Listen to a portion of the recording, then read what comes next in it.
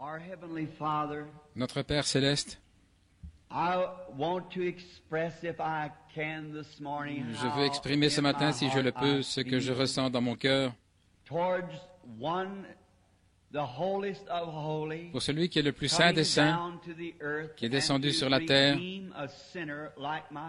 pour racheter un pécheur comme moi. Et je suis sûr que ces prédicateurs qui sont là maintenant peuvent ressentir la même chose, que c'est par ta grâce que nous avons été faits ministres de cette alliance, que tu as donné à la race déchue d'Adam. Et nous sommes ici rassemblés ce matin, Père, dans aucun autre but, si ce n'est de savoir et plutôt d'étudier pour savoir quelle est la volonté de Dieu et ce que nous devons faire pour rendre Christ réel aux gens de cette génération, sachant certainement qu'au jour du jugement, nous serons amenés face à face avec cette génération. Et étant des prédicateurs, nous serons des juges. Et les gens auxquels nous avons parlé et leur attitude vis-à-vis de la parole que nous leur apportons déterminera leur destinée éternelle. C'est pourquoi, Seigneur, en ce jour-là, nous serons des juges pour ou contre la génération à laquelle nous avons prêché. Père Dieu, s'il te plaît, au nom de Jésus, ne nous laisse pas dire un seul mot qui soit faux, mais puissions-nous avoir des cœurs sincères et des esprits ouverts afin de recevoir les choses qui t'appartiennent, de pouvoir aller sur nos différents champs de travail en étant mieux équipés à cause de notre rencontre avec toi ce matin. Accorde-le, Seigneur. Ne veux-tu pas venir et être notre orateur, et nos oreilles, et notre langue, et nos pensées? Que la méditation de mon cœur, les pensées de mon esprit, que tout ce qui est en moi et en mes frères et sœurs ici, puisse cela être acceptable à tes yeux, Seigneur, afin que nous soyons à tel point remplis et chargés de ton esprit, de ta présence ici, que cette salle devienne pas tellement le bâtiment dans lequel nous sommes assis, mais le bâtiment dans lequel nous vivons, qu'il devienne entièrement une nuée de la gloire de Dieu. Puissions-nous partir d'ici tellement remplis du Saint-Esprit que nous soyons plus déterminés que jamais auparavant dans notre vie à porter le message à la génération en train de mourir dans laquelle nous vivons. Écoute-nous, Seigneur, alors que, et parle-nous au travers de ta parole, car nous le demandons au nom de ton Fils, notre Sauveur, Jésus-Christ. Amen. Je désire lire ce matin une portion des Écritures trouvée dans les psaumes, le psaume 105. Je désire en lire une partie. Vous qui notez les références des Écritures, je vois que beaucoup l'ont fait et que parmi eux se trouvaient des prédicateurs. Donc c'est bon de lire la parole. Maintenant, à quelle heure partent-ils d'habitude?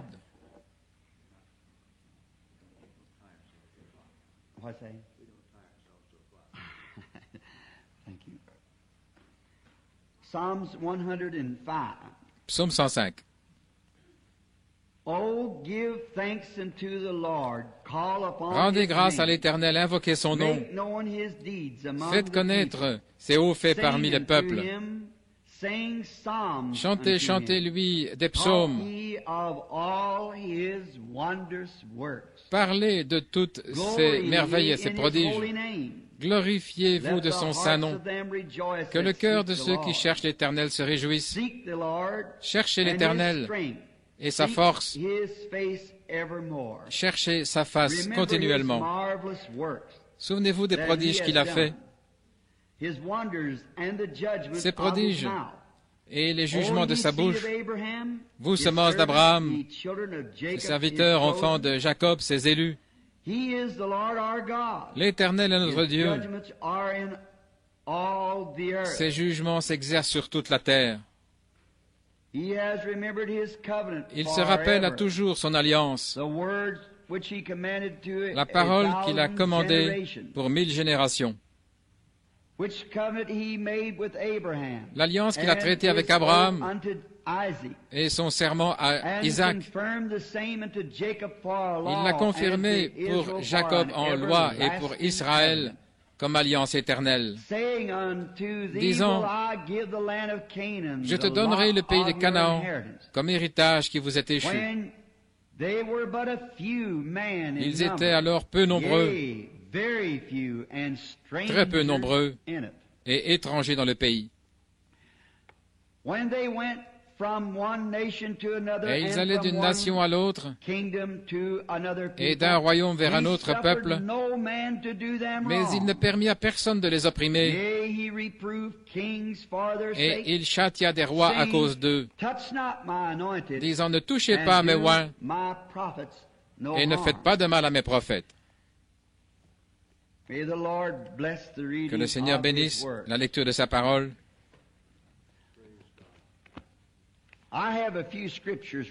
J'ai quelques passages de l'Écriture que j'ai écrits ici, auxquels je désire me référer, peut-être en cours de route. Je me demande aujourd'hui qui va être le prochain président. Les élections sont bientôt là, vous savez. Qui va être président pendant la prochaine période?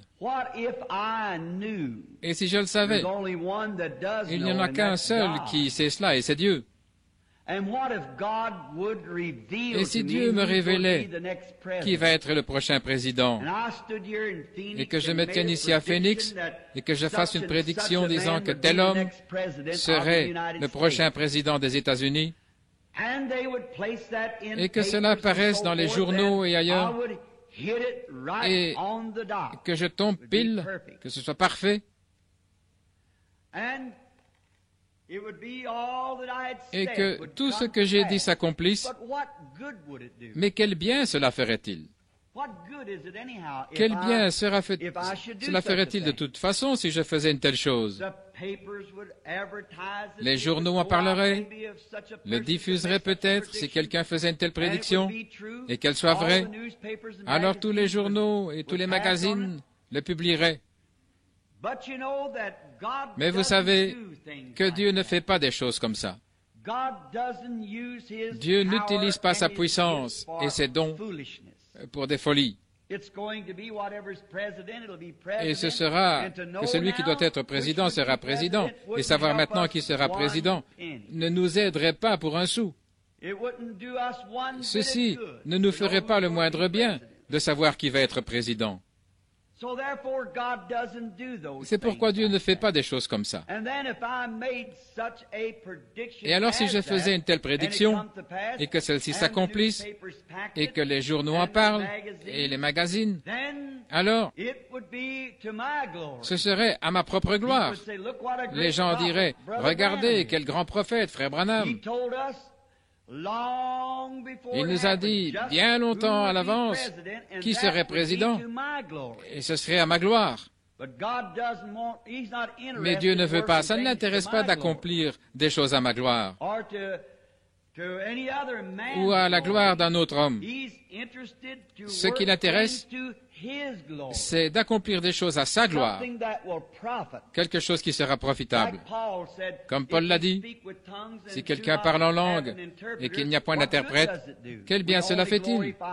Nous ne faisons que nous glorifier nous-mêmes, nous édifier nous-mêmes. Et c'est en quelque sorte en dehors de la ligne pour Dieu. Dieu veut être édifié lui-même.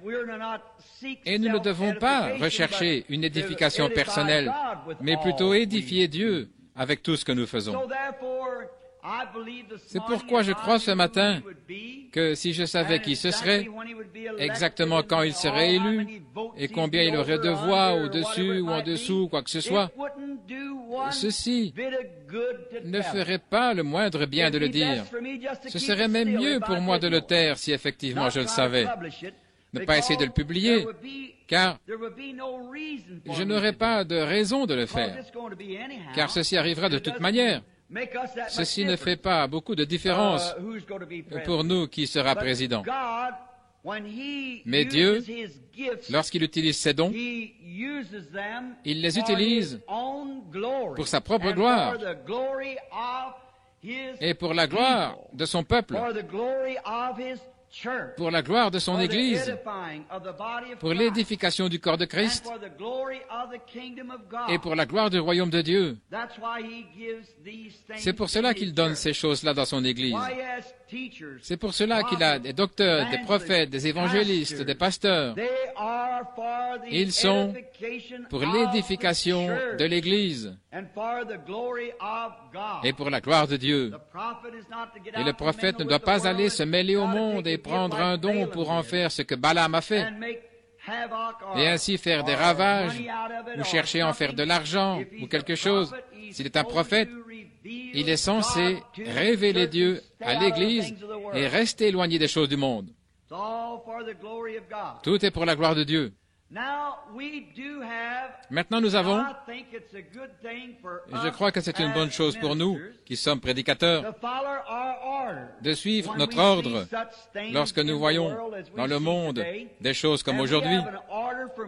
Et nous avons un ordre de Dieu, c'est de discerner les esprits, d'éprouver l'esprit. Je crois que c'est une très grande leçon pour l'Église aujourd'hui. C'est d'éprouver l'esprit de toute chose, avoir le discernement de l'esprit. Je pense que jamais, en aucun cas, nous ne devrions essayer de juger une personne par la dénomination à laquelle elle appartient ou par le groupe avec lequel elle se réunit, qu'il s'agisse de méthodistes, baptistes, presbytériens, pentecôtistes ou quoi encore. Nous ne devrions jamais juger l'homme par la dénomination à laquelle il appartient. Nous devrions toujours le juger par l'esprit qu'il a. Voyez-vous? L'esprit. Qu'il soit de la dernière pluie ou la première pluie, ou qu'il soit de la pluie intérieure ou extérieure, ou pas de pluie du tout, quoi que ce soit. Nous ne devrions jamais le juger par cela, mais par son esprit. Nous devons discerner les esprits.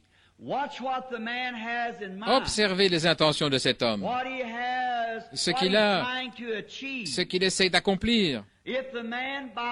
Si l'homme, par un don, peu importe combien le don est grand. Maintenant, je veux faire comprendre ceci à l'Église ce matin. Bien que dans différentes dénominations, vous êtes quand même ensemble l'Église du Dieu vivant. Et voici la chose que je désire vous faire comprendre. Nous ne sommes pas vraiment divisés. Nous sommes les pierres qui sont taillées de différentes formes, toutes à la gloire de Dieu. Maintenant, en ce jour où nous vivons, il y a tellement de choses en rapport avec les dons. Il y a tellement de dons. Il y a tellement de gens qui jugent les personnes par les dons qu'elles ont. Eh bien, je crois que ces choses-là sont des dons. Je crois que ce que nous voyons arriver, ce sont des dons. Et ce sont des dons donnés par Dieu. Mais si nous ne les utilisons pas de la façon correcte, prévue par Dieu, alors nous pouvons faire plus de mal avec les dons que si nous ne les avions pas. L'autre soir, j'ai fait une déclaration à la chaire en disant ceci, que je préférerais voir l'amour fraternel exister dans l'Église, même si nous n'avions pas un seul cas de guérison. Voyez-vous, nous devons savoir pourquoi sont ces choses. Maintenant, si un homme vient et qu'il a un grand don, peu importe qu'il appartienne à notre dénomination ou à une autre dénomination, ne le jugez pas par la dénomination à laquelle il appartient ou à la façon dont il s'habille. Mais ce que vous voulez voir, c'est ce qu'il essaye de faire avec ce don-là. Quel but il a? S'il essaye d'utiliser son influence pour se forger un grand nom, j'aurai suffisamment de discernement de l'esprit pour savoir que c'est faux. Peu importe que ce soit un grand docteur, qu'il soit puissant ou intellectuel, ou de quelle manière son don opère, s'il n'essaie pas de réaliser quelque chose pour le bien du corps de Christ, votre propre discernement spirituel vous dira que c'est faux. Peu importe combien c'est précis, combien c'est parfait ou autre, si ce n'est pas utilisé pour le corps de Jésus-Christ, c'est faux. Réaliser quelque chose. Il a peut-être un grand don avec lequel il pourrait attirer les gens par une grande puissance intellectuelle ou spirituelle, et peut-être qu'il essaie d'utiliser ce don pour se rendre célèbre, afin d'avoir un grand nom, de sorte que d'autres frères le considèrent comme quelqu'un d'important. Alors c'est faux. Peut-être qu'il essaye d'édifier une certaine chose, de sorte que tout le monde disparaisse de la scène et que lui et son groupe puissent entièrement l'occuper. C'est encore faux. Mais s'il a un don de Dieu et qu'il essaie d'édifier le corps de Christ, alors peu m'importe à quoi il appartient. Vous ne discernez pas l'homme, mais vous discernez l'esprit, la vie qui est dans l'homme. Et c'est ce que Dieu nous a dit de faire. Nous n'avons pas reçu une seule fois la commission de discerner le groupe de l'homme. Mais nous avons été contraints ou nous avons reçu l'ordre de Dieu de discerner l'esprit qui est dans l'homme. Ce qu'il essaie de faire, ce vers quoi l'esprit dans sa vie essaie de le conduire. Et alors si nous voyons qu'il essaie de conduire les gens, pas de les diviser, mais de les rassembler et d'amener l'Église du Dieu vivant, pas tous vers une seule dénomination, mais vers une compréhension, une communion, une unité d'esprit. Qu'il soit de la première pluie ou la dernière pluie ou quoi que ce soit, son esprit et son but sont justes. Et l'esprit qui est en lui, peu importe le mouvement auquel il appartient, l'esprit qui est en lui essaie de diriger les gens vers le calvaire, loin de lui-même, ou loin de toute autre chose. Mais le seul but qu'il a, c'est de diriger vers le calvaire. Peu lui importe d'être connu ou pas. Peu lui importe même si son propre mouvement, ce qui est bien, voyez-vous, c'est bon, qu'il soit méthodiste, presbytérien, ou catholique romain, ou quoi qu'il veuille être par dénomination. Mais qu'est-ce qu'il essaye de faire? Quel est le dessein de son cœur qu'il essaye de réaliser? Alors vous pouvez voir ce qu'il y a dans la vie de cet homme. Si ses motifs sont pour sa dénomination, si c'est pour lui-même, si c'est pour des choses mondaines, si c'est pour un grand nom, pour dire, eh bien, j'ai prédit cela et c'est arrivé exactement comme ça. Maintenant, vous voyez, c'est déjà faux à ce moment-là. Mais s'il essaie d'utiliser ce que Dieu lui a donné comme docteur, comme prophète, comme voyant, un prophète du Nouveau Testament, c'est un prédicateur, nous savons tous cela. N'importe quel ministre qui est prédicateur est un prophète. Un prophète du Nouveau Testament, s'il prophétise ou prêche, non pour s'édifier lui-même et se faire un grand nom, ou pour édifier son organisation, bien qu'il devrait être dans une organisation. Mais voici, moi, sans organisation, mais prêchant que vous devriez vous y trouver. C'est juste, chaque homme devrait avoir une église où il se sente chez lui. Vous devriez avoir un endroit, non pas simplement flotter d'un endroit à l'autre, mais aller à l'église et vous l'appelez votre église, un endroit où vous payez votre dîme, un endroit où vous aidez à soutenir la cause. Faites votre choix. Mais alors, ne coupez jamais la communion avec cet autre homme parce qu'il n'appartient pas avec votre groupe, vous voyez. Discernez son esprit et voyez s'il a le même but dans le cœur. Et alors, vous avez la communion l'un avec l'autre. Vous travaillez pour une grande cause. C'est la cause de Christ. Et je crois que c'est absolument vrai. Maintenant, si nous observons les motifs et les objectifs des prophètes de l'Ancien Testament, ces hommes-là avaient un objectif, et c'était Jésus-Christ. Quelque chose leur a servi de thème central dans l'Ancien Testament, la venue du Messie. Ils ne sont pas allés faire des choses juste pour de l'argent ou la célébrité. Ils avaient une chose, ils étaient oints de l'Esprit de Dieu et ils ont prédit la venue du Messie. Et ces hommes étaient à tel point remplis de l'Esprit et qu'ils ont parfois agi comme l'Esprit qui était en eux, et ils ont parlé comme s'il s'agissait d'eux-mêmes. Regardez comment l'Esprit de Dieu a fait agir ces hommes-là. Nous prendrons par exemple Moïse, le grand prophète. Et nous verrons comment cet homme n'avait absolument aucun motif égoïste. Il aurait pu être roi d'Égypte. Il aurait pu avoir le monde sous ses pieds. Mais parce qu'il était prophète dans son cœur, il refusa d'être appelé le fils et la fille de Pharaon, choisissant plutôt de subir la persécution et les épreuves de Christ, regardant les trésors du ciel comme des trésors plus grands que ceux de l'Égypte. Il abandonna et se détacha de toute célébrité mondaine, du luxe et des choses que la vie pouvait offrir. Il dut regarder au-delà de cela. Vous voyez, il aurait pu être cela. Prenez simplement le prédicateur aujourd'hui. S'il a le baptême du Saint-Esprit, et il sait que s'il prêche cette parole, ça va diminuer sa popularité.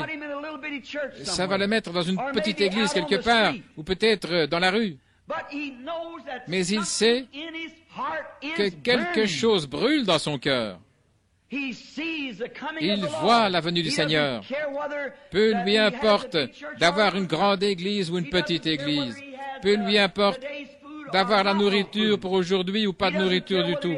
Peu lui importe d'avoir de bons habits ou pas de bons habits. Il est seulement soucieux d'une seule chose, et c'est précisément cette vie qui est en lui qui s'exprime. Il essaie de réaliser quelque chose pour la gloire de Dieu. Et cet homme, en faisant ainsi, va agir selon la vie même de l'Esprit qui est en lui.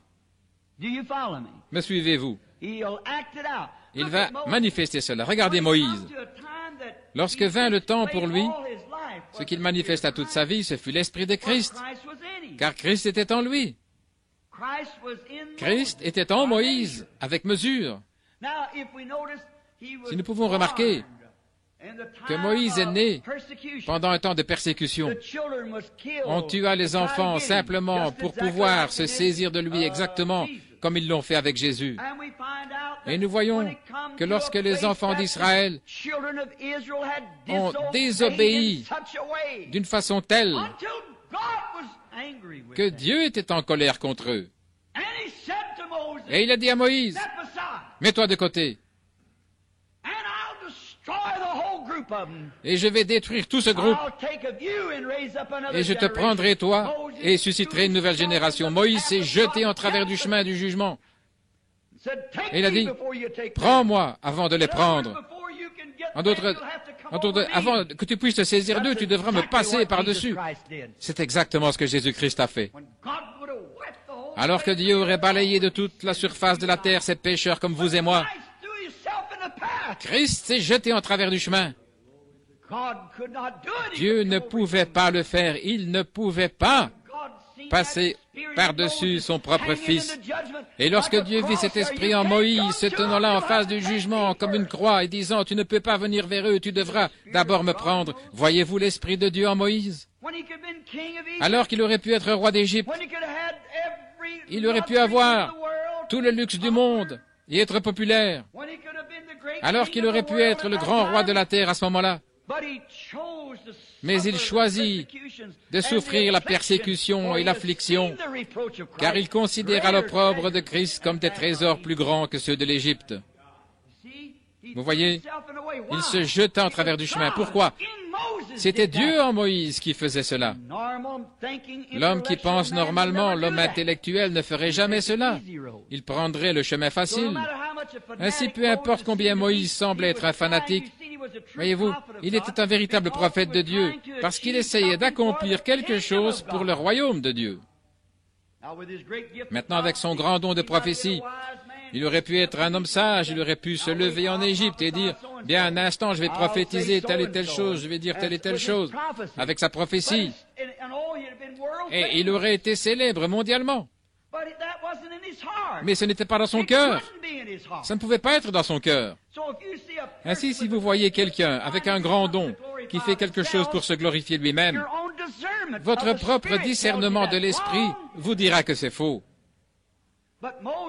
Mais Moïse essayait de réaliser quelque chose pour la gloire de Dieu.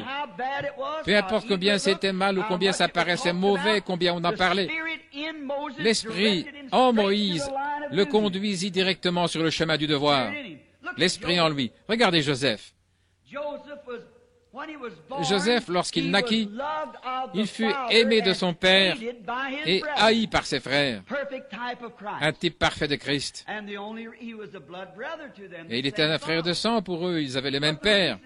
Mais la raison pour laquelle ses frères le haïssaient sans motif, c'était parce que Dieu l'avait fait prophète, spirituel, un voyant. Et il le haïssait précisément à cause de cela. Mais Joseph n'y pouvait rien, Dieu l'avait fait ainsi. Et regardez l'Esprit de Dieu dans Joseph. Regardez ce qu'il a fait. Il tint même le rôle de Christ. Il fut haï de ses frères et aimé de son père parce que l'Esprit faisait la différence. C'était un homme spirituel. Il avait des visions. Il interprétait des songes. Il ne le fit pas pour sa propre gloire. Il le fit parce qu'il y avait quelque chose en lui, l'Esprit de Dieu. Il ne serait pas allé là-bas de son propre chef, se faire jeter dans une fosse pour que son père soit attristé pendant toutes ces années, être vendu pour environ 30 pièces d'argent, être retiré de la fosse et devenir le bras droit de Pharaon, le roi de la terre en ce temps-là. Et dans sa prison, il y avait un échanson et un panetier, et l'un fut perdu et l'autre fut sauvé par sa prédiction dans la prison. Et avez-vous remarqué Jésus? Lorsqu'il vint, il fut aimé du Père. Et le Père de Joseph lui donna un vêtement de plusieurs couleurs, l'arc-en-ciel, une alliance. Et Dieu le Père donna à son Fils Jésus une alliance.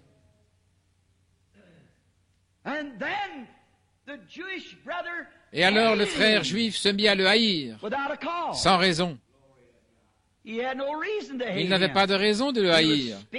Il était spirituel et il était la parole de Dieu manifestée. Il vint pour faire la volonté du Père. Il vint pour accomplir les Écritures. Il vint leur apporter la paix. Mais ils ne le comprirent pas et ils le haïrent sans cause. Ils ne s'arrêtèrent pas pour essayer de voir ce qu'il essayait d'accomplir. Ils le jugèrent simplement parce qu'il n'était pas d'accord avec eux. Et il se fait passer pour tel et tel, il se fait Dieu. Il était Dieu. Dieu était en lui. La Bible dit que Dieu était en Christ, se manifestant au monde. Il était le Dieu de gloire, manifestant la gloire de Dieu. Regardez Moïse. Il ne pouvait s'empêcher de se jeter là. Il ne le fit pas par hypocrisie. Il le fit parce que Dieu était en lui. Et Joseph non plus ne pouvait s'empêcher d'être ce qu'il était, parce que c'était Dieu en lui qui agissait ou se manifestait au travers de l'homme.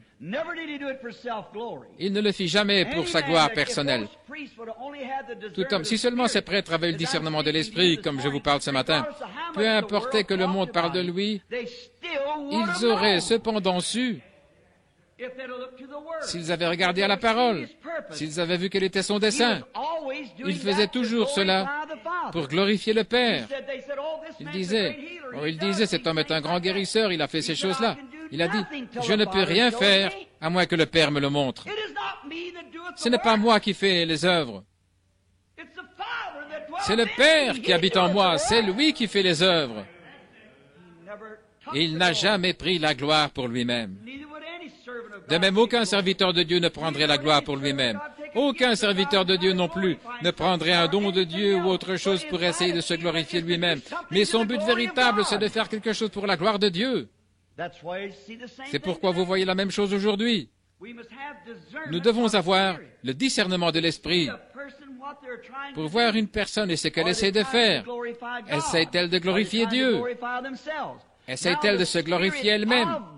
Maintenant, l'Esprit de Dieu, agissant dans l'homme, fait agir l'homme comme Dieu. Pas étonnant que Jésus ait dit, n'est-il pas écrit, « Vous êtes des dieux » ?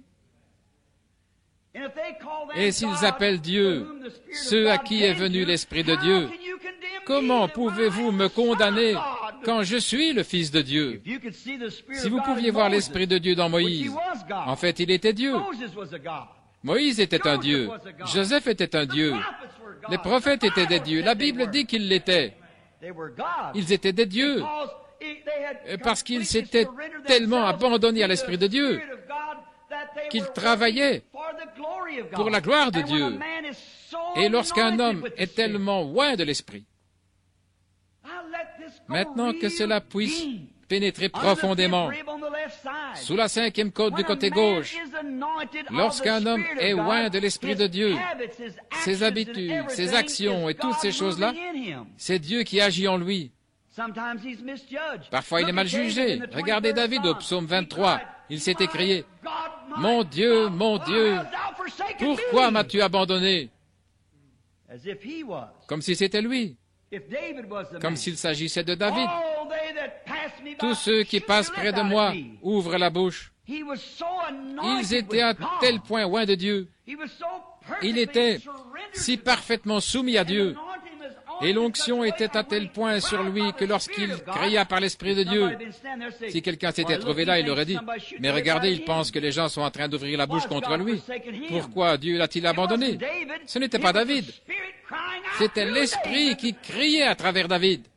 « Mon Dieu, pourquoi m'as-tu abandonné? Tous mes os me regardent. Ils ont percé mes mains et mes pieds. » Quelqu'un aurait pu dire, écoutez donc cet hypocrite-là. Qui sont les mains et les pieds percés? Ça, c'est l'intellectuel. Mais celui qui avait le discernement de l'Esprit savait que c'était l'Esprit de Dieu en lui qui criait. Lorsqu'un homme est loin de l'Esprit de Dieu, il a l'action de Dieu. Et l'action de Dieu n'est jamais de nous diviser. L'action de Dieu, c'est de nous attirer ensemble, car nous sommes un en Christ Jésus. Et le but de Dieu, c'est de nous réunir. Aimez-vous les uns les autres. Maintenant, ce grand prophète, nous voyons l'Esprit agissant en eux. Jésus les a appelés des dieux. Il a dit qu'ils étaient des dieux. Maintenant, l'Esprit est venu à eux avec mesure. Mais lorsqu'il est venu sur ce Jésus qui était le Fils de Dieu, il est venu sur lui sans mesure. La plénitude de la divinité habitait corporellement en lui, car il était l'exemple parfait. Il était le Dieu de la gloire, manifestant la gloire de Dieu aux gens. Dieu en lui, allant ça et là. Regardez sa vie, tout l'Ancien Testament. Il était le thème de l'Ancien Testament. Tous les vieux prophètes de l'Ancien Testament ont crié, non pour eux-mêmes, ils ont crié sous l'Esprit de Dieu, qui les faisait agir comme Dieu à tel point qu'on les appelait Dieu. Et ensuite, la plénitude de cet esprit fut manifestée en Jésus-Christ. Regardez David. Lorsqu'il fut détrôné en tant que roi d'Israël, rejeté par son propre peuple, gravissant le mont des Oliviers au nord de Jérusalem, et il regarda en direction de la ville et pleura parce qu'il était rejeté. Qu'était-ce? C'était l'Esprit de Christ. 500 ans plus tard, le Fils de David, Jésus, s'assit sur la même montagne et regarda la ville en tant que roi rejeté, et il cria, « Jérusalem, Jérusalem, combien de fois ai-je voulu vous rassembler, vos différentes dénominations, etc., comme une poule rassemble ses poussins, mais vous ne l'avez pas voulu. Combien de fois ai-je voulu le faire? Maintenant, le même esprit qui était en David et qui fut manifesté dans la plénitude en Christ est dans l'Église aujourd'hui, criant aux gens, « Combien de fois ai-je voulu vous rassembler ?» Et lorsque vous voyez des séparations et des différences, et la fraternité brisée, et la vie chrétienne l'un contre l'autre, alors cela fait que l'Esprit de Dieu dans votre cœur s'écrie. Vous essayez de réaliser quelque chose. Un véritable prophète de Dieu, un véritable docteur, essaie d'amener l'Église dans une unité d'esprit, afin qu'ils puissent reconnaître Dieu, essayant de réaliser cela, quelle que soit la dénomination à laquelle ils appartiennent ou ce qu'il en est. Nous avons le discernement d'esprit pour discerner l'esprit qui est dans l'homme pour voir si c'est l'esprit de Dieu ou pas. Maintenant, nous voyons, lorsqu'il était sur la terre, il allait ça et là faisant du bien. Et j'ai remarqué autre chose qui m'est venu à l'esprit. Avez-vous remarqué, lorsque David fut rejeté comme roi, il sortit de la ville et un petit benjamite, qui était censé être un frère pour lui, il aurait dû être attristé parce qu'il était rejeté. Et c'était un homme estropié.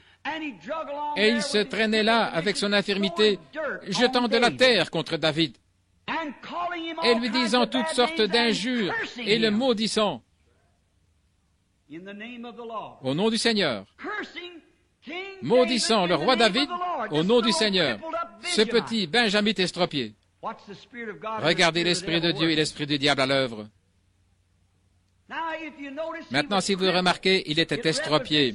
Cela représente l'infirmité spirituelle des gens aujourd'hui qui se moquent de l'authentique Esprit de Dieu en Christ qui se manifeste.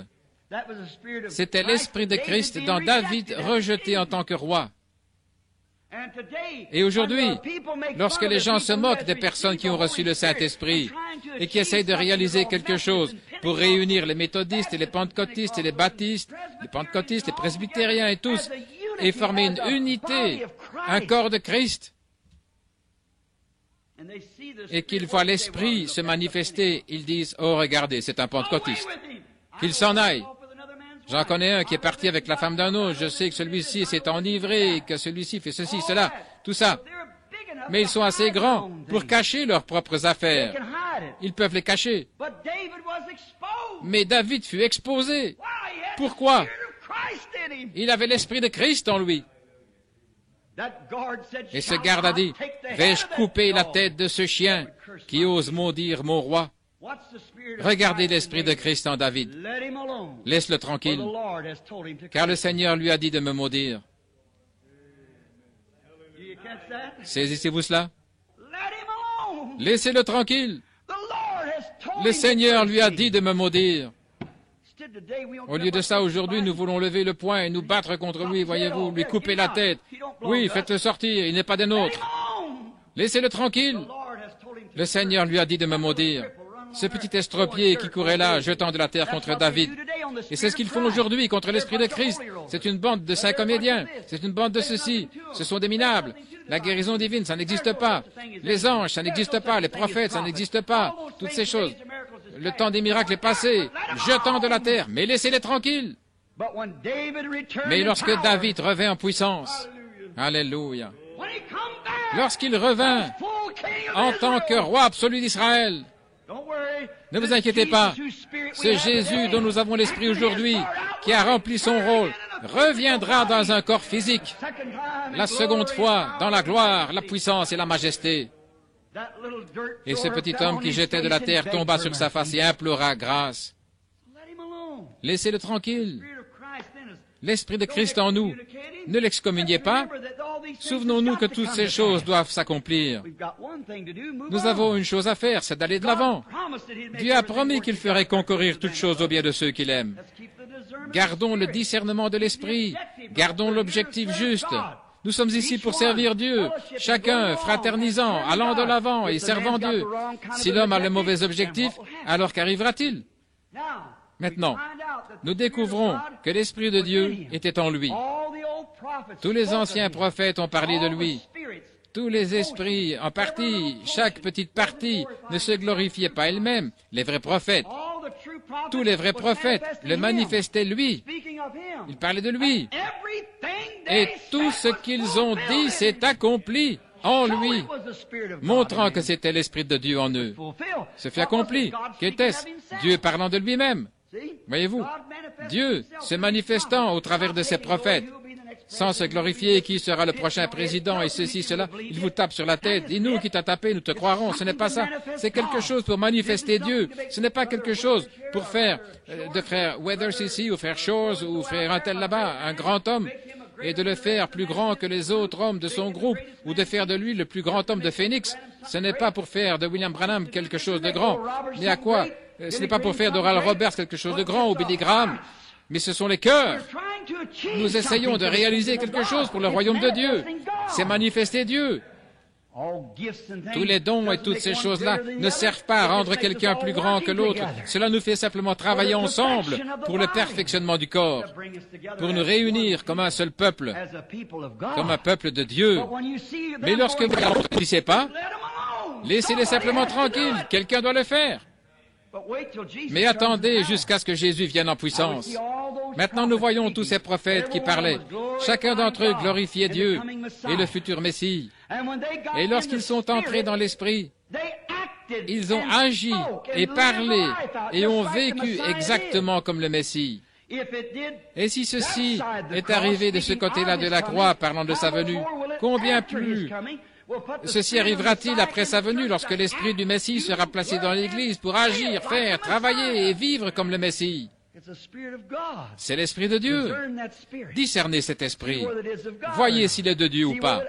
Voyez si celui agit comme lui. Voyez si vos émotions, si quelqu'un vous fait des histoires et éclabousse votre fille et vous savez que vous êtes tout ce qu'il y a de plus innocent et vous savez que vous avez l'Esprit de Dieu. Alors n'essayez pas de vous séparer. N'essayez pas d'agir avec mesquinerie envers eux. Ne les maudissez pas. Allez simplement de l'avant, sachant que Dieu a fait ceci simplement pour vous tester, voir comment vous allez prendre la chose.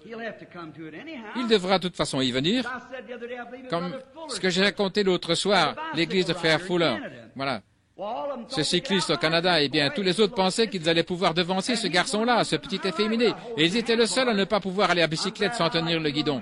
Je suis content d'être dans ceux qui aiment rouler en tenant le guidon, saisissant les deux côtés de la croix en disant « Je n'apporte rien dans mes bras au Seigneur, laisse-moi me tenir à la croix. Je n'ai pas de connaissances intellectuelles, je n'ai rien. Laisse-moi simplement m'agripper ici et regarder tout là-bas au loin. » Ainsi, il devait rouler à vélo sur une planche de 30 cm sur la distance d'un pâté de maison pour gagner un vélo Schwinn à $100.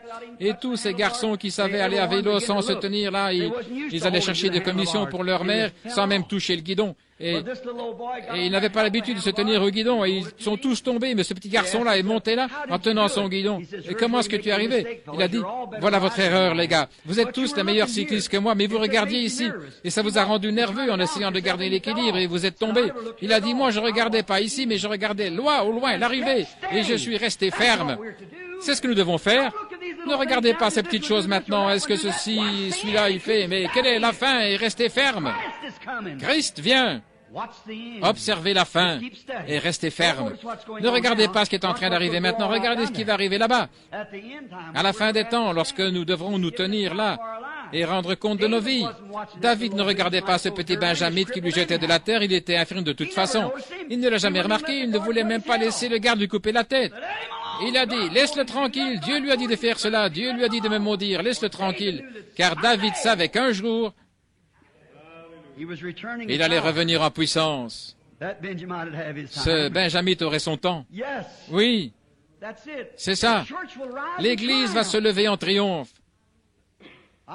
De toute façon, j'ai juste été envoyé pour prier pour ces enfants malades. C'est tout ce que je peux faire. Où qu'ils soient, peu importe l'Église, ça ne fait pas de différence. J'essaie de prier pour ces enfants malades. J'essaie de manifester le don pour sa gloire. C'est la raison pour laquelle je n'ai jamais appartenu à quoi que ce soit. Maintenant, souvenez-vous, c'est en ordre.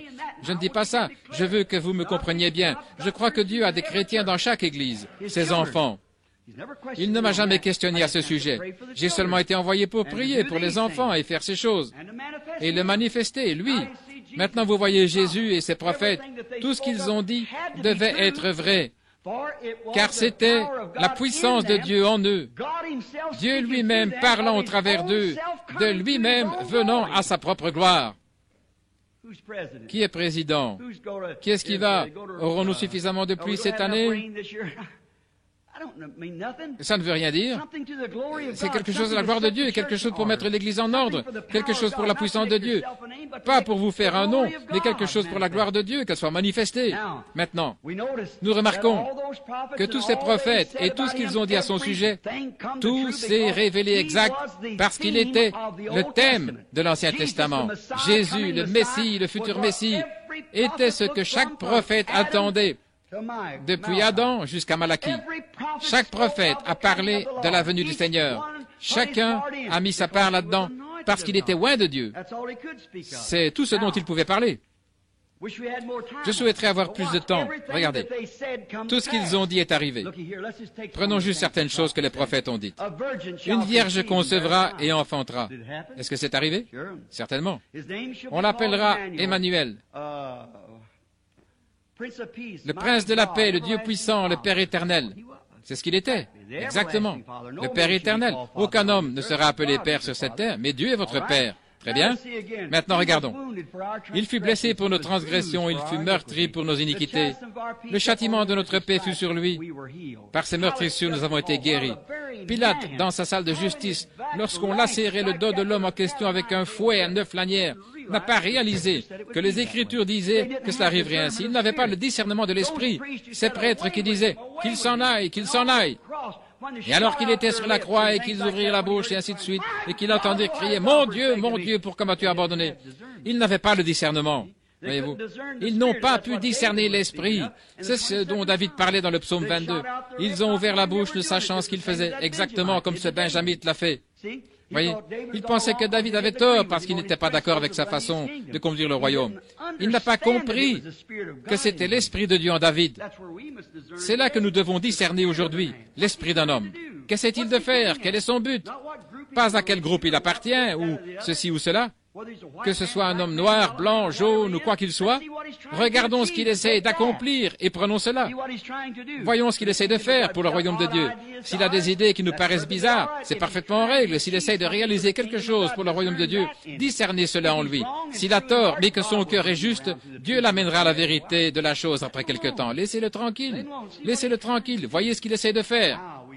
Maintenant, nous voyons ici, nous découvrons que dans sa mort, lorsqu'il est mort à la croix et qu'il a crié, et tout ce que les prophètes ont dit à son sujet, ils ont percé mes mains et mes pieds, cela s'est accompli là.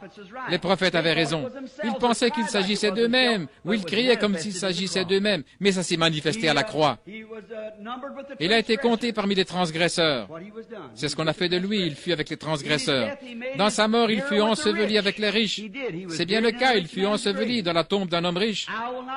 Je n'abandonnerai pas son âme. Il n'abandonnera pas mon âme, a dit David. Lorsque l'Esprit de Dieu en lui a parlé, il n'abandonnera pas mon âme au séjour des morts. Et il ne permettra pas que son sein voie la corruption, comme si David avait été le sein en question. Ce n'était pas David, c'était l'Esprit de Dieu en David qui criait. Voyez-vous l'Esprit de Dieu dans un homme qui criait. Certains ont dit, écoutez, cet hypocrite. Non, c'était l'Esprit de Dieu en lui qui s'écriait. Voyez-vous, l'Esprit de Dieu se manifeste. Il n'abandonnera pas son âme au séjour des morts, il ne permettra pas que mon sein voie la corruption. Maintenant, frères, en terminant, laissez-moi dire ceci. Notre temps passe, mais regardez. Puis-je dire ceci en terminant? Voyons, si un homme sert de thème à tout l'Ancien Testament, et tout ce que les anciens prophètes, loin de l'Esprit de Dieu, ont dit, s'est accompli à la lettre exactement à lui, exactement à la lettre, certainement, cette personne importante appelée le Fils de Dieu devrait savoir comment établir l'Église du Nouveau Testament. Ne le croyez-vous pas? Il devrait avoir une conception sur la manière d'établir l'Église dans le Nouveau Testament. La première chose sur laquelle j'ai désiré votre attention, c'est dans Matthieu 16. C'est qu'alors qu'il parlait, après être descendu et qu'il parlait aux disciples, il a dit, « Qui dit-on que je suis, moi, le Fils de l'homme ?» Et ils ont dit, certains disent que tu es Élie, d'autres tu es tel et tel, d'autres que tu es tel et tel, et ainsi de suite. Et il a dit, « Mais vous, qui dites-vous que je suis ?» Et Pierre a dit, « Tu es le Christ, le Fils de Dieu vivant. » Il a dit, « Tu es heureux, Simon, fils de Jonas, car la chair et le sang ne t'ont pas révélé cela, mais mon Père qui est dans les cieux, c'est lui qui te l'a révélé. Et je te dis que tu es Simon, ou Pierre, et sur cette pierre, je bâtirai mon Église, et les portes de l'enfer ne pourront prévaloir contre elle. » Là, on parle de l'Église. Now watch Maintenant, observez bien. closely, and if I'm wrong, Et si God j'ai forgive tort, me, que Dieu me and you pardonne, forgive me. et vous pardonnez-moi. Now, the Maintenant, Catholic Church l'Église says that catholique that dit was que a c'était une stone pierre laying there. qui se trouvait là, Peter. Pierre, And upon Peter, he et que c'est built sur the Pierre church. qu'il a bâti Now, l'Église. we know that Eh bien, nous that's wrong. savons We que c'est faux. Protestants disagree with Nous, it. protestants, nous ne sommes pas d'accord avec ça. But Mais nous, protestants, nous avons dit, c'est sur lui-même qu'il a bâti l'Église lui-même.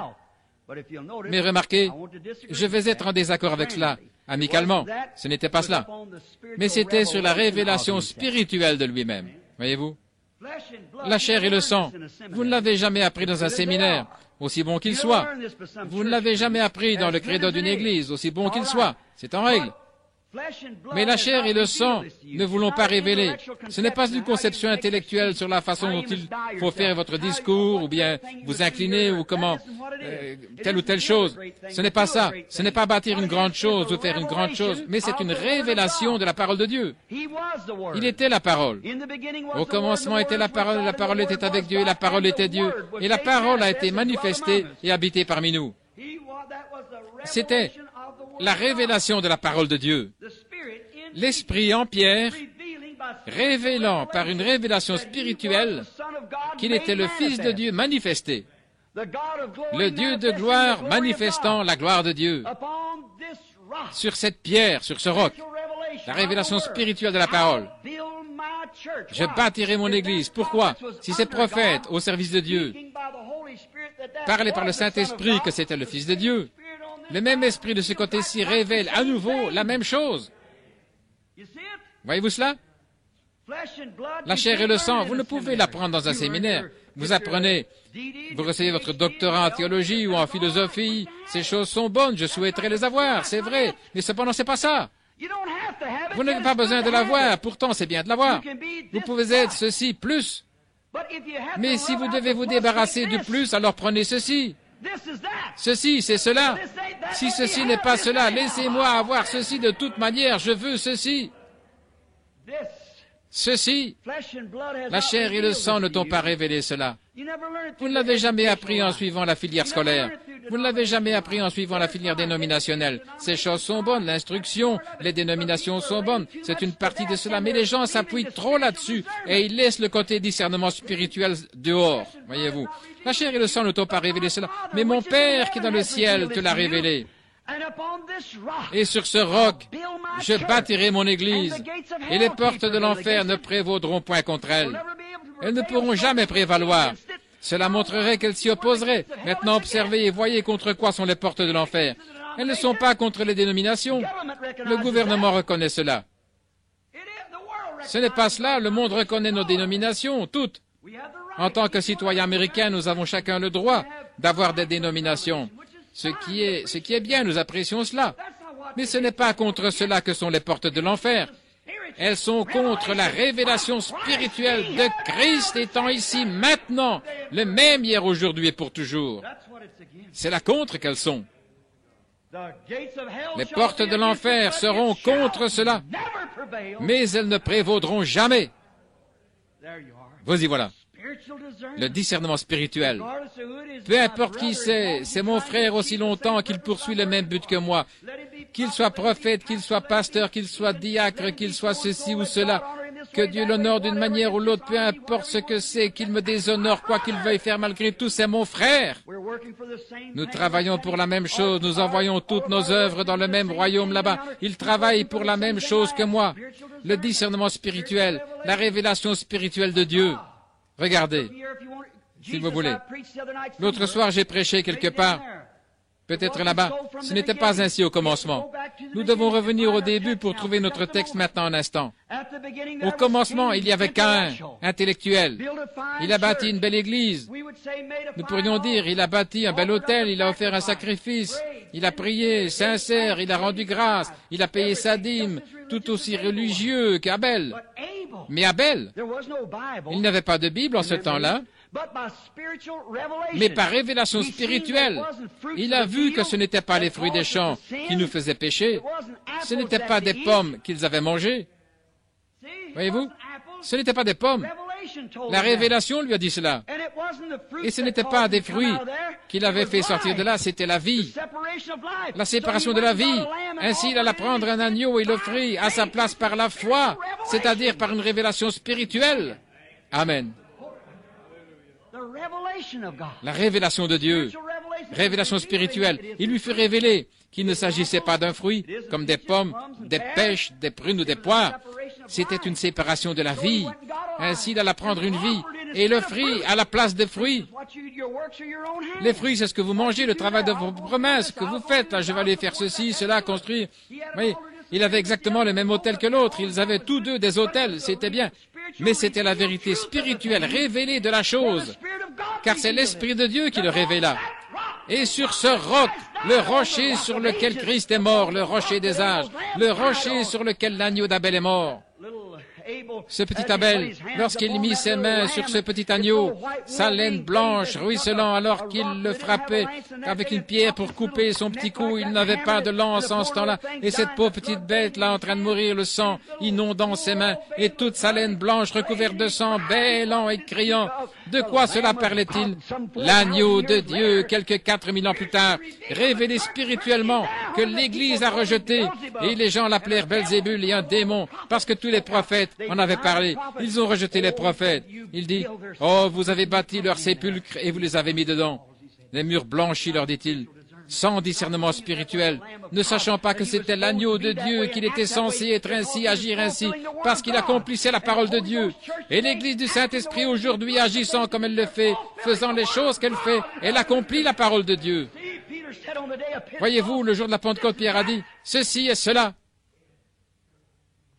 Et il a dit, « Ceci est pour vous et vos enfants, et pour tous ceux qui sont au loin, en aussi grand nombre que notre Seigneur les appellera. » Ces mêmes prophètes inspirés ont dit que la lumière du soir brillerait, que la première pluie et la dernière pluie tomberaient ensemble comme au jour de la grâce. Regardez qu'est-ce que c'est. La première pluie vient et la dernière pluie est en retard. Et alors elles se chevauchent, elles sont ensemble. La première et la dernière pluie sont ensemble.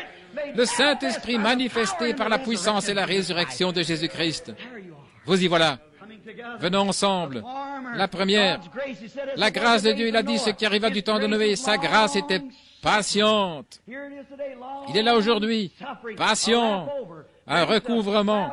Cela réunit un nuage d'autrefois et un nuage d'aujourd'hui. La première pluie vient premièrement, la première pluie que nous avons eue, maintenant vient la dernière pluie. La première pluie venant par-dessus, la dernière pluie, l'Est et l'Ouest se rencontrant, les deux pluies tombant ensemble, la guérison divine plus l'ange du Seigneur révélant le secret des cœurs et accomplissant tout. Oh, les authentiques enfants de Dieu qui sont véritablement nés devraient voir cela. Vous y voilà, l'Esprit qui révèle. La révélation, c'est là-dessus que Jésus a dit que l'Église serait bâtie. Quelqu'un pourrait se lever et dire, « Oh, bien sûr, nous, les intels, nous sommes bâtis là-dessus. » Prenons sa parole un petit peu plus loin. La dernière commission qu'il a donnée à son Église, « Allez par tout le monde et prêchez la bonne nouvelle à toute la création. » Tout le monde. Combien de temps? Tout le monde. À combien de personnes? À toute la création. Celui qui croira et sera baptisé, pas l'Église, mais celui, le pronom personnel, celui, l'individu qui croira. Comme David Duplessis le disait au sujet des petits-enfants, il n'a pas de petits-enfants dans le royaume de Dieu. Il a des enfants. Votre père était pentecôtiste. Si vous venez simplement à cette église, à l'angle de cette rue et de la rue Garfield, que celui qui a reçu le Saint-Esprit vous fait entrer comme un petit-fils, vous avez tort. Dieu doit se révéler lui-même à vous. Et personne ne peut appeler Jésus le Christ par une conception intellectuelle. Aucun homme ne peut appeler Jésus le Christ parce qu'il regrette ses péchés et vient se repentir. Aucun homme ne peut appeler Jésus le Christ si ce n'est par la révélation du Saint-Esprit qui lui fait savoir, sur ce roc je bâtirai mon église et les portes de l'enfer ne prévaudront jamais contre elle. Voilà la révélation. Voilà la chose sur laquelle il a bâti son église. Qui l'a fait? Pierre. Non. Qui l'a fait? Christ a dit, la révélation de Dieu, le Saint-Esprit vous l'apportera. Encore un peu de temps, et je vous quitterai, mais je prierai le Père, et il vous enverra le Consolateur, il vous rappellerait ces choses. Est-ce juste? Qu'est-ce qu'il fait ce matin? Et il fera quoi? Et il vous montrera les choses à venir. Le Saint-Esprit dans l'Église, dans les derniers jours. Maintenant, vous dites, frère, alléluia, c'est mon Église. Attendez une minute. Jésus a dit, à ceci, tous connaîtront que vous êtes mes disciples. Saint Jean 13, 35. À ceci, tous connaîtront que vous êtes mes disciples si vous avez de l'amour les uns pour les autres. La vérité révélée par l'Esprit du royaume de Dieu à venir. Regardons là-bas la fin, voyons ce dont les prophètes ont parlé, et voyons ce dont Jésus a parlé, et voici le même Saint-Esprit en vous qui crie à nouveau. C'est juste, qu'est-ce que c'est? C'est la vérité spirituelle, révélée. J'aime mon frère. Peu importe où ils vont à l'église, qu'ils soient de la première, dernière pluie ou d'aucune pluie du tout, aussi longtemps qu'ils sont dans le corps de Christ, essayant de réaliser quelque chose, non pas quelque chose dans un certain but pour se manifester soi-même sur la terre, mais comme but le royaume de Dieu et la gloire de sa venue pour révéler et faire connaître sa proche apparition. Maintenant, pour terminer, nous voulons penser à ceci. Sur ce roc, je bâtirai mon église. C'est correct. Et ensuite, nous découvrons plus loin, dans Jean 14,7, il a dit ceci. Les œuvres que je fais, vous les ferez aussi. Les œuvres que je fais. Quelles œuvres a-t-il faites pour se faire connaître? Vous vous souvenez de Pierre, n'est-ce pas? Nous en avons parlé, de Philippe, de la femme au puits, prédisant qu'il ne fallait pas aller vers les nations, mais que ceci arriverait dans les derniers jours, comme il a dit. Ce qui arrivera du temps de Sodome arrivera pareillement à l'avènement du Fils de l'homme. Voici une révélation qui est écrite sous forme de mystère comme ceci pour le monde extérieur qui ne sait rien à ce sujet. Mais vous, mes précieux frères, vous, mes précieuses sœurs, vous n'êtes pas les enfants des ténèbres, vous n'êtes pas des enfants de la nuit, mais vous êtes des enfants de la lumière, marchant dans la lumière, comme lui-même est dans la lumière, alors que nous sommes mutuellement en communion, tandis que le sang de Jésus-Christ, le Fils de Dieu, nous purifie de tous nos péchés. Vous y voilà, les serviteurs du Seigneur. Alors que je cite ce passage des Écritures, Marc 16, il dit, « Allez par tout le monde. » Voici le genre d'église qu'il a établi. La dernière commission à l'église. « Allez par tout le monde et prêchez l'évangile à toute la création. Celui qui croira et sera baptisé sera sauvé. Celui qui ne croira pas sera condamné. » Maintenant, regardez ici, le discernement spirituel. Celui qui croira et sera baptisé n'a jamais dit de quelle manière. Mais nous voulons nous disputer à ce sujet. Voyez-vous, il y a autre chose. Celui qui croira et sera baptisé sera sauvé. La façon dont il veut être baptisé, c'est son affaire. Si sa réalisation est pour le royaume de Dieu, allons frères, nous marchons en avant avec le même esprit. Si j'ai tort, alors vous verrez, ce sera manifeste. Et si vous avez tort, ce sera. Mais nos cœurs et nos motifs et nos objectifs sont pour le royaume de Dieu là-bas. Nous y sommes. Nous indiquons la direction du calvaire. Moi et mes idées, eh bien, je n'ai pas un frère qui aime la tarte aux cerises comme moi, mais nous sommes frères, voyez-vous. Aucun n'aime chasser et pêcher comme moi, mais nous sommes frères. Voyez-vous ce que je veux dire? J'ai mes propres idées, mais cela n'empêche pas qu'il soit mon frère. Son père est mon père, sa famille est ma famille. Vous y voilà, les patriarches étaient tous différents les uns des autres, mais ils avaient le même père, et tout cela devait concourir pour une chose, mais ils ont rejeté le principal là-dedans, parce qu'il était spirituel. Voyez-vous, frère? Voyez-vous ce dont je vais parler? Maintenant, remarquez pour terminer. Allez par tout le monde et prêchez l'évangile à toute la création. Celui qui croira et sera baptisé sera sauvé. Et voici les miracles qui accompagneront ceux qui auront cru. En mon nom, ils chasseront les démons. Ils parleront de nouvelles langues. Qu'est-ce que c'est? Une révélation spirituelle. Voyez-vous, ils parleront de nouvelles langues et ils saisiront des serpents. S'ils boivent quelques breuvages mortels, il ne leur fera point de mal. Ils imposeront les mains aux malades et ils seront guéris. Voilà ce qu'était la nouvelle Église. C'est le genre d'Église que ferait Jésus-Christ, lui, le grand personnage qu'avaient annoncé tous ses prophètes. Nous découvrons que son esprit est venu ici et a prédit que son esprit dans les gens reviendrait et ferait les mêmes choses que lui. Puis-je terminer ceci? J'ai encore une douzaine d'écritures ici, mais nous n'avons pas le temps. Écoutez ceci. Puis-je terminer en disant ceci? Chaque authentique prophète du Seigneur né de nouveau, prédicateur, moniteur d'école du dimanche, voyant, apôtre, missionnaire, quoi qu'il soit, son cœur entier résolu, tout son cœur. Et il est à tel point rempli et oint de l'Esprit de Dieu, tellement oint, quelle que soit sa fonction, qu'elle consiste à prêcher ou enseigner, évangéliser ou avoir des visions, quoi que ce soit, qu'il fera cela pour le royaume de Dieu. Et l'Esprit de Dieu parlera au travers de cet homme et manifestera que c'est le royaume de Dieu. Alors, moi, en tant que baptiste, je vous vois, vous pentecôtistes, vous êtes mes frères. Vous n'appartenez pas à l'église baptiste, j'y ai appartenu. C'est la seule église à laquelle j'ai appartenu, l'église baptiste. Mais ceci n'est pas un obstacle pour moi. Je vois que l'Esprit de Dieu est avec vous. Je vois ce que vous essayez de faire. Eh bien, si moi, en étant baptiste, je peux ressentir cela, alors assurément, les assemblées, l'Église de Dieu, les pentecôtistes unifiés, les indépendants, et nous tous les frères ensemble devrions voir que nous essayons d'agir pour un même but. Ayons le discernement spirituel. Maintenant, écoutez pour terminer cette dernière remarque. Beaucoup sont faibles et malades, et beaucoup sont endormis, morts spirituellement, parce qu'ils ne discernent pas le corps de Christ. Ce corps malade que nous avons.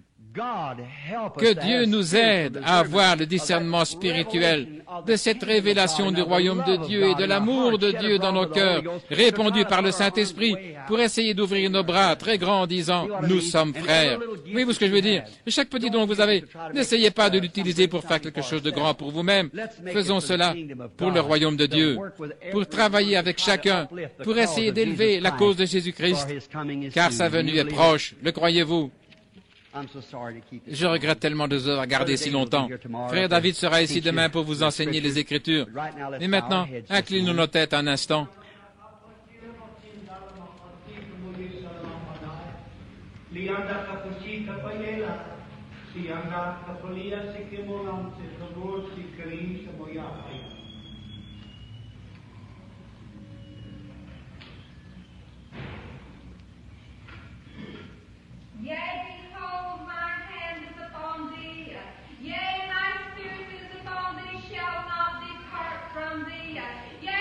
Praise God.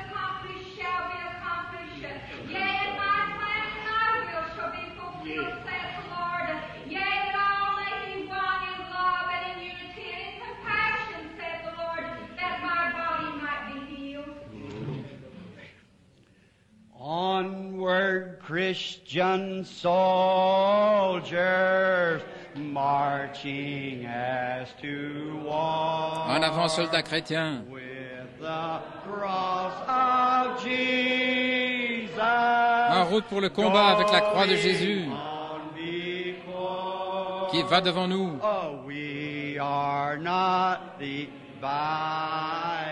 Nous ne sommes pas divisés. Nous formons tous un seul corps, un en espérance et en doctrine, un en charité. Onward, Christian soldier. You believe you are? Raise your hand. En avant, soldats chrétiens.